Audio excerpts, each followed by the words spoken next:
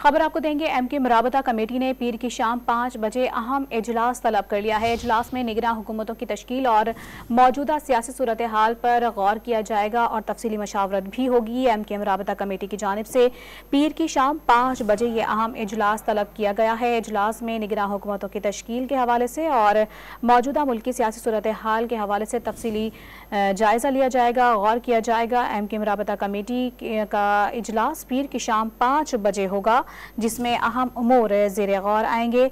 इजलास पाकिस्तान हाउस में होगा। अहम अपडेट है जिससे अपने नाज़रीन को आगाह कर रहे हैं कि एमकेएम राबता कमेटी ने पीर की शाम यह अहम इजलास तलब किया है। कौन कौन इस इजलास में शरीक होगा, जानेंगे डॉन न्यूज़ के नुमाइंदे इमरान अहद खान से। इमरान, बताइएगा कौन कौन शरीक होगा और कौन से अहम उमूर ज़ेरे गौर आएंगे? देखिए, बिल्कुल हंगामी इजलास जो है वो पाकिस्तान हाउस में तलब कर लिया है। एमकेएम राबता कमेटी के तमाम जो अरकान हैं वो इस इजलास में आएंगे। अहम इजलास है, शाम 5 बजे ये इजलास होगा पीर वाले रोज।